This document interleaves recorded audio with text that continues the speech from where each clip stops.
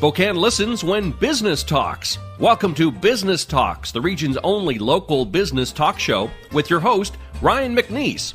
Business Talks is brought to you by our friends at STCU and Well Dressed Walrus. Now, let's get down to business with Business Talks.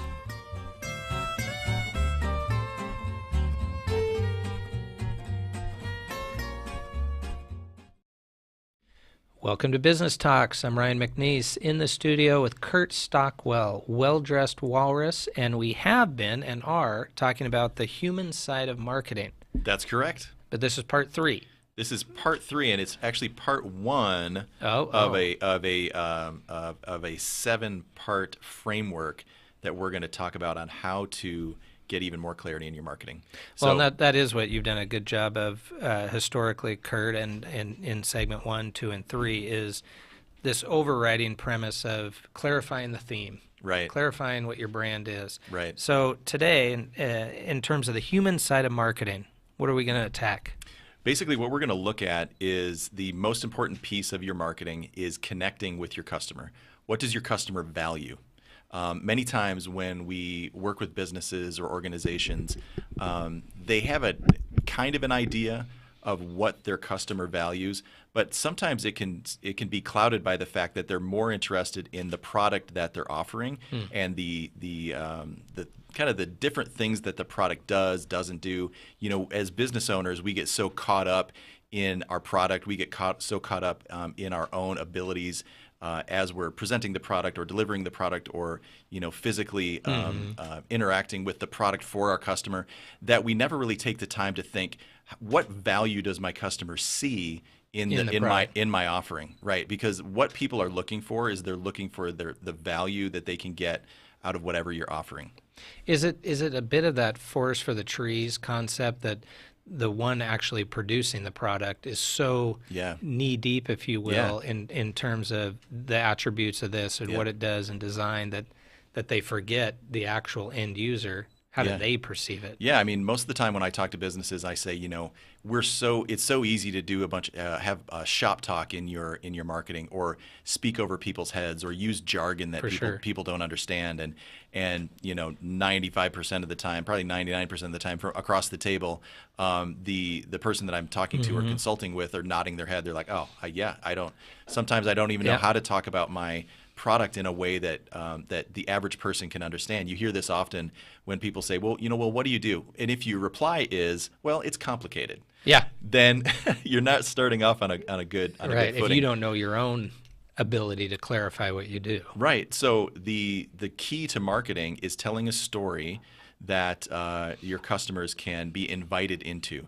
Now, we don't want to tell the story of who you are and why you're so great. We want to tell the story of how your product fits into your customer's story. So what we're going to do is we're going to talk about part 1 of 7 elements that you need to tell the story of your product offering. Well, let's dive in. Let's dive in and understand how you clarify within that 7-part framework. How do we do that? How do we accomplish that? So the goal in this 7 parts, and I hope that you'll tune in to get all 7, because it's really important that you understand every aspect of it, is when you clarify your message to create better marketing collateral, it's going to increase revenue, and it's going to decrease stress. Yep. So when we are confident in how we're talking about our products or services, it really does decrease stress. You know that you're putting your best foot forward in explaining what you do to that potential customer. And we're in such a noisy marketplace. I've said this both times that we've met. We're in such a noisy marketplace that the business with the clearest message will win. That has been proven over and over. And we've thrown out a couple, even off camera, we've talked about a couple, whether it be in the political realm, manufacturing realm, service realm, and without going into any of those respective examples, sometimes you can have a product, if you will, that has all the gadgets and all the solutions, and rather there's a simplified, streamlined product over here that wins. Right. And you're thinking, how is that possible? Yeah, you know, if I've always when I speak to large groups, I always kind of give the example of, you know, let's say some of you are in some sort of kind of a niche hobby or a niche market or you're really into woodworking or something like that, the best tool to use for, or the best equipment, if you're into some maybe outdoor sports or something like that. And when this piece of equipment or this tool or whatever that most people buy is, you notice that and you're just cringing because you're like, ugh, that's not even the best thing out there. But the reason that people are buying it is because it's the most clear. It's the most easy to understand. It was branded correctly. Right. It was branded correctly. Yeah. And you or I mean, that's a great example, because you end up walking into Home Depot or Lowe's or Peter's Hardware or what have you, and you're right. You go right down the aisle and I'm looking for such and such that you might have seen on this old house, or it was branded or positioned. Yeah, it was positioned well. I get it. I understand it. So I'm making the purchase. Yep. It might not even be necessarily the best product, but I'm comfortable with it. But I'm comfortable with it because I understand it, because it had clarity and I see value. So we always that's a great point, though, that you just said, that you're comfortable with it. I'm sure you see this in the eyes of the folks that are across the desk from you, and I see it in the legal industry as well, that you might feel good about some complex language of describing something, but if they're uncomfortable, as you described, with that advice or counsel, and they can't wrap their hands around it, then you've failed. Right. You failed. But if you have delivered that, whether it's a medical doctor or a lawyer or what have you, if you can deliver it in some sort of fashion that is, as you said, comfortable with it, actionable, that I think it's that counsel, if you will, that would win. Right, exactly. So one thing that we always tell our customers is you need the 3 C's of marketing. I think we've talked about this before as well. But you need clarity, you need content, and you need consistency. So what we want to do in this 7-part series, and again, starting with step 1, which is understanding your customer, that's bringing clarity before you go write content, before you're writing a blog post, or before you're putting a sales letter out there, before you're doing anything in print and digital. You need to find clarity and then create that content and then be consistent with this. So research has shown over the many years of that we humans have been marketing to one another, that story has a big impact in marketing. Absolutely. And really, what I get where I get the most feedback on from customers is the ease of the process of using this formula that we're going to talk about to make marketing easy. So when you invite customers into a story, and we're going to invite customers into a story, and it's a formula, and it's a narrative of a formula is native to how we think. So when I want to create something, I want to look at the rules that I need to follow to create it. Now, there's different aspects of very creative kind of rogue people out there, but the majority of us want to know, what are the rules I need to follow to be a success? What's the roadmap to write a screenplay? What's the roadmap, the trajectory of a story, that introducing characters, the problem, the solution, exactly. A roadmap. Yeah, and so of the people who are listening, if you only want to sell on price, if that's the only competitive platform you want to live on is just price, then you probably don't need to listen. Right. But if you want to sell on value, if you want people to understand the value of what you offer, then this is for relationship. you. Yeah, this is for you. So what we do is we initially understand who is our customer, and in the story, that's the character. That's the main character. And we want to understand who's the main character of the story. And then some of the other elements we're going to get into is that character has a problem and is looking for a guide. Okay, so we, as the presenter of this tool or this solution, we're the guide. We're not the hero.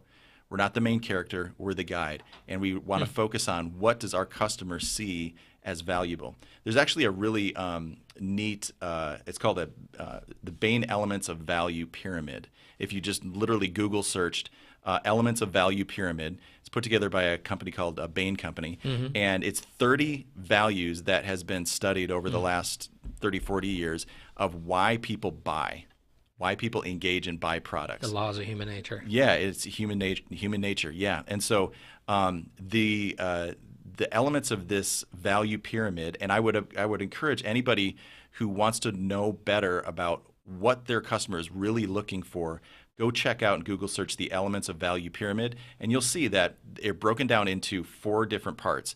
One of them is functional. So there's one of those, the base of that element is it needs to be functional. One of the elements of functional is saves time. So you can kind of go through this pyramid and go, yep, my product helps people save time. And so that way you're not speaking to your customer in some sort of shop talk or jargon about saving time. Just say the word, it saves time. Yeah.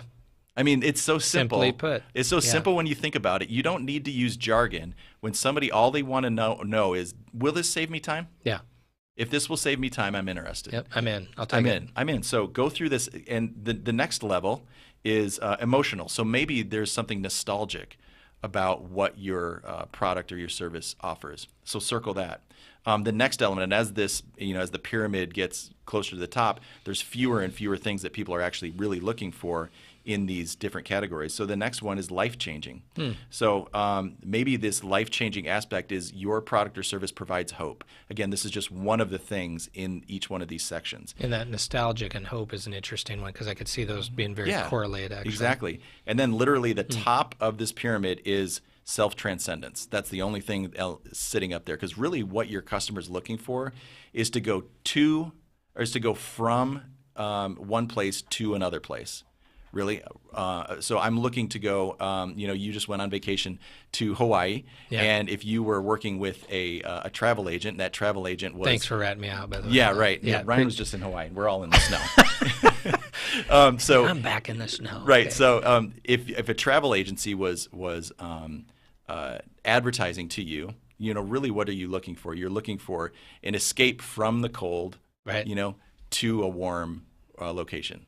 Or to a warm place, or maybe if for my company, for example, what we say is you'll go from confusion to clarity in your marketing. So that last piece of it, that top of the pyramid, is really the transformational identity that your customer is ultimately looking for. Because I want that. I want clarity. I want to take whether it's a product or a service, and it is complex, right? But if you can bring them from a position of confusion or complexity, if you will, to clarity. And that's really it. If you can look at who your character is and ultimately break it down to what they want, use this pyramid. Again, Google search that. You'll find multiple iterations of the pyramid in a visual form, and just go circle those simple terms. I'm convinced that the way to stand out in marketing in 2019 is to use simple, clear words. I agree. Ditch the jargon. I agree. Because your competitors There's too much noise. There's too much noise. It's just like you almost, I think, I'm literally throwing up my hands because I think that's what you do mentally. Too much. Yeah, it's too much. Be simple. I just want to see, you've probably, again, that example of products that people buy that aren't necessarily the best. And whenever you're asking the person, well, why did you buy this? I don't know. It was the easiest to understand, or it was the right price, or it was the instructions were really simple when I read it because they were really spoken in terms that I could understand. Kurt, I think there's so much to be said for that. I even went overboard one direction, and we joke about it in my own family. My Jeep Wrangler 2011 doesn't have electric windows, doesn't have electric locks, and you'd say, why on earth? I've even had my kids' friends like, how do I roll down the window? No, literally, is there a car what is this? But to an extreme, it's actually what you're talking about. Just functional and simple. Yeah. And again, extreme. Yeah. But it's your point. It's functional and it's simple. Yeah. I understand it. Yeah. I'm good. I understand. Got enough other things that have complexities to it. I don't need my. Right. So really break down, what does your customer want? Yeah. And make it simple. Use that pyramid to circle those words and be diligent to not stray into really fringy things that your customer might want. One way to kind of break it down into, we hear this from time to time, our offerings, we have a lot of different things that we offer, and we have customers that buy lots of different things. Maybe initially focus on your highest revenue stream, the thing that makes you the most money, and focus on that customer initially. Because you can do this process, this 7-part framework that we're gonna break down. You can do that for all different types of customers that you serve. But ultimately, there's probably one main customer that is your biggest revenue driver that you need to make sure to focus on. And Kurt, maybe a point you're making there too is, of the 7, you can't necessarily bite it all off at the same time. that you got to focus on that one. Well, yeah, that customer. Right. Yeah, that customer. The 7 parts of the framework. You will want to go through this for every different type of customer that you have. Right. But again, I would say that most businesses and organizations, even if you do have multiple things that you offer, there's probably one main cohesive message that most people will understand. The majority of your customers will understand. Focus on that one first. Find clarity in that one first. And it goes really to the elements of a good story. If for example, Jason Bourne movies, right? If we know that Jason Bourne wants to find out who he is, and at the end of the whole journey, he just wants to understand who he is and what his past is all about. That's it. That's really all, and we're engaged, right? Yep. And then he works his way through the storyline. Yes, and then he works his way through the storyline. If Jason Bourne in this story, he was in Germany, and he's fighting the bad guy, and he's in this major German city, and he's also thinking, I kind of like it here. I want to. I think I might look for an apartment, and in this apartment, I want to also, maybe I'll buy a cat. Yeah. And so I'm looking at real estate. I want to figure out who the bad guy is. I'm interested in adopting a pet. Want to know my past. Yeah, and I also want to know what my we've all heard seen these stories that we can't follow because we can't really understand what's the main thing that the character wants. Where are we going from A to B? Yeah, exactly. And that's kind of an extreme example, but really when you think about it, if you can't clearly define what your customer wants or what value they're really looking for, then it's going to be noisy. But Kurt, I feel like you always hit the nail on the head because it's kind of a convicting type comment because, again, whether you're service or manufacturing, but my background is primarily professional services, and any professional service, you are offering a lot of different things, but there's no way to wrap it up into one bow. And so I think you have to go away from, like you said, we do this, we do that. It's got to be more of an overview of what problem do they want solved, rather than a list of 1,000 things, right? Which is complex. It's harder to do. Yeah, it's hard. It's not as easy as said. But let's take a short break and come right back and talk about this clarification of the message and understanding what the customer actually does want. We'll be right back. Hi, this is Kurt Stockwell with Well Dressed Walrus. We are a local website design and development company here in Spokane. What we do is build beautiful, usable websites for local businesses. A website needs to be beautiful, it needs to be usable for your users, your customers, and yourself. Contact us anytime. We'd love to talk with you about your online marketing.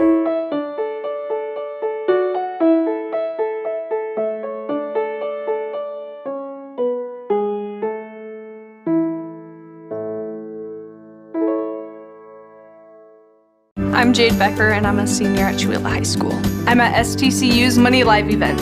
In this scenario that we played today, I was a realtor. My spouse was a city worker. We had an 11-month-old child, and there was a lot of spending for that child, like diapers and formula, and had to buy toys and clothing. I'm very glad that I had this experience. It was super helpful. You need this to get far and ahead in life. I'm Jade Becker, and STCU is here for good. The following is sponsored by our friends and community supporters at McNeese Wheeler Attorneys.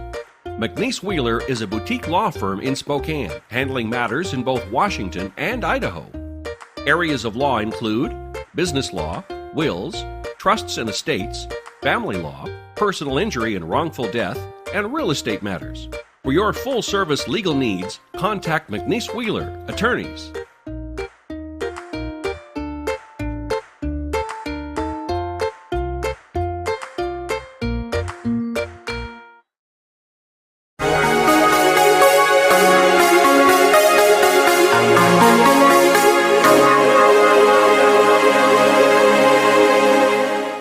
Welcome back to Business Talks. Ryan McNeese in the studio with Kurt Stockwell, Well Dressed Walrus, talking about the human side of marketing.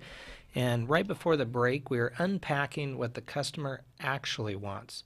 versus oftentimes what the person doing the marketing thinks they want, and it's not usually as simple as it sounds. And I didn't mention this in the opening, but rather you can find out more on each of these topics at Human Side of Marketing podcast at Well Dressed Walrus. How else can someone find additional so info? on iTunes you can just search WD Walrus, which is the name of my company, by the way. My nickname's not the Well Dressed Walrus. Yeah, it's a great name. We've always said it's a great name. So you can go on iTunes or Stitcher and search the Human Side of Marketing. Okay. And we're breaking down this topic and a ton of other topics related to clarity in your marketing. And that was going to be my point, that we've done part 1, part 2, and part 3 today here on Business Talks that you can find at SpokaneTalksMedia.com. But that's why I wanted to reference there's more in-depth on each of these respective marketing topics on Kurt at Well Dressed Walrus own podcast. And you can also go to our website at welldressedwalrus.com.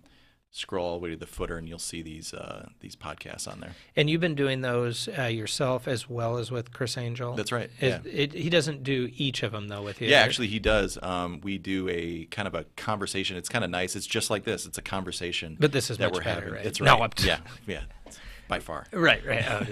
Oh, it's a conversation style. Right. So it's easy to listen to. Well, and in all seriousness, flesh out the critical issues of marketing.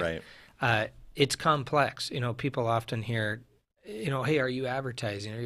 But advertising and marketing are two different things entirely. But we could go down that path. Mm-hmm. But in terms of unpacking what the customer actually wants, not what I think my customer wants, but how do you unpack that? How do you get to that kind of golden nugget of what the customer actually wants? How do you go through that process?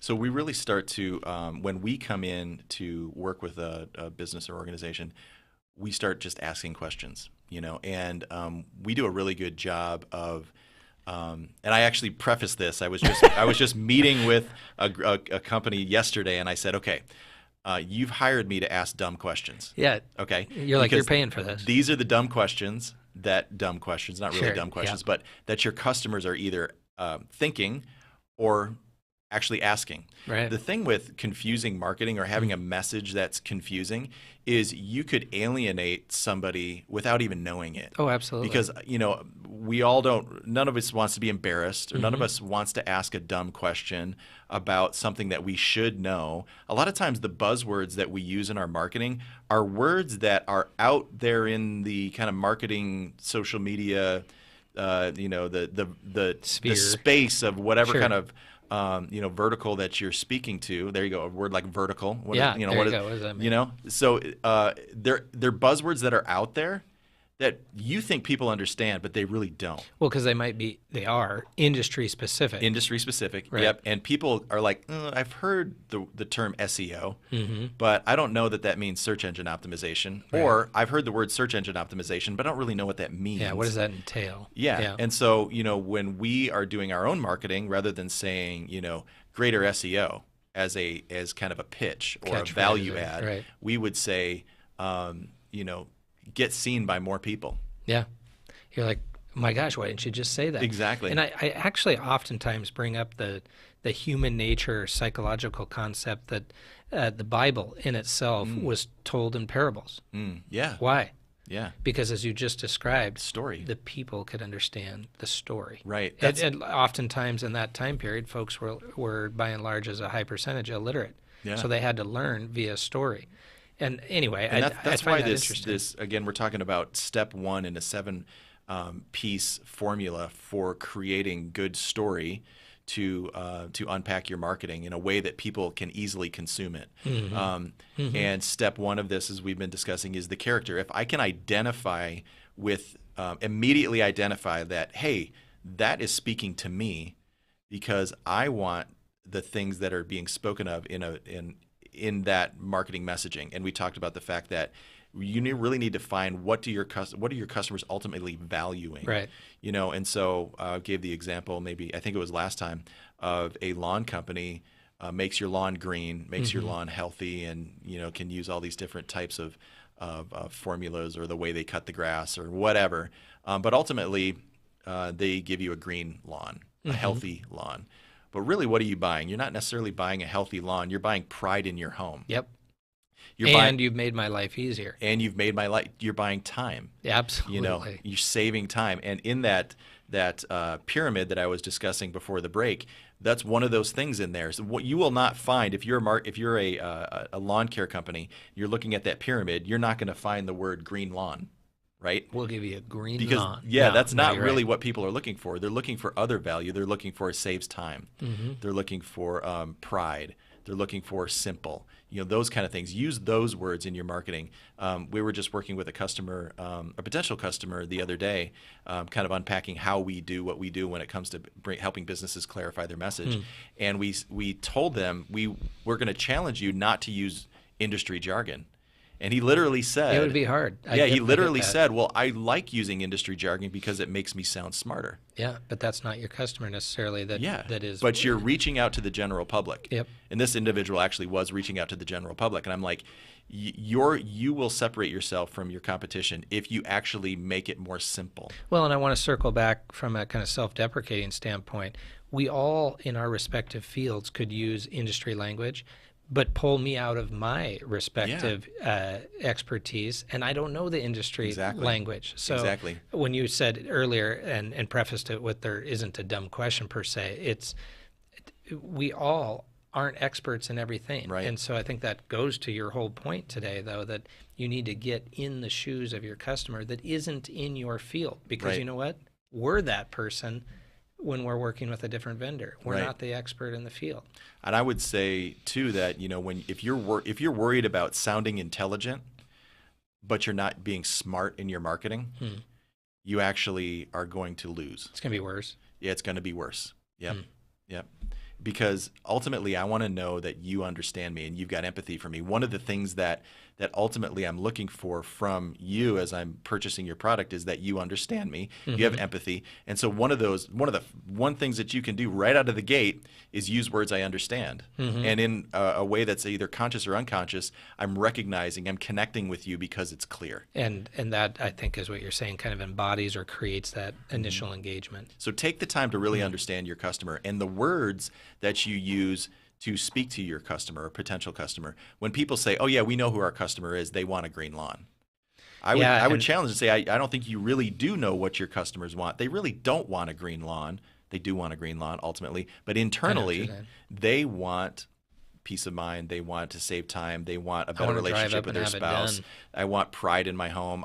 My boss is coming at the end of the summer for a barbecue, and I want to, again, like I said, have pride in my home when he drives up and sees, how nice my home looks, and all of those things. That's really what people are buying. Yeah, I think that insight is, again, it's spot on, but it's never easy. No, it's not easy. Because when you start delving into, again, can you not see the forest for the trees when you're dealing with your own respective industry? Sometimes you can't think outside the box and understand what that. It's not easy, and so we are a website design company. We're also a marketing company, and just since I've been kind of preaching this message of finding clarity in your marketing, I'm getting more and more people bringing me in to do consulting. They have their own web development team. They have their own marketing team. They have all the people that can actually create the assets, but we're getting brought in because we're an outside ear that we do not have the curse of knowledge. And the curse of knowledge I agree with that, actually. is, I can't really write my marketing well because I understand my product too much. But we've talked about this in the past, that Kurt, compliments to you and Andy at Well Dressed Walrus, but the yin and yang, if you will, you have the technical that they might already have in different resources, but what you guys also bring to the table is that consulting, that psychology. I'll call it the psychology of the human nature, that you need to weave the technology and the psychology We are together. a little different than other marketing companies in the sense that we can do the messaging, but we can also build the asset as well, build the website or whatever digital asset I think as we've talked, Kurt, in segment 1, 2, and 3 in the human side of marketing, it's a complex issue. It's ongoing, and we're going to continue this series with Kurt. And on that note, the next time we sit down, what do we want to tackle in the next segment? So the next time we sit down, we're going to talk about step 2 of this 7-part framework, and that is the problem. So your customer or your hero Again, we're telling a story here. We're unpacking a story. Your customer's the hero. We now understand what they want.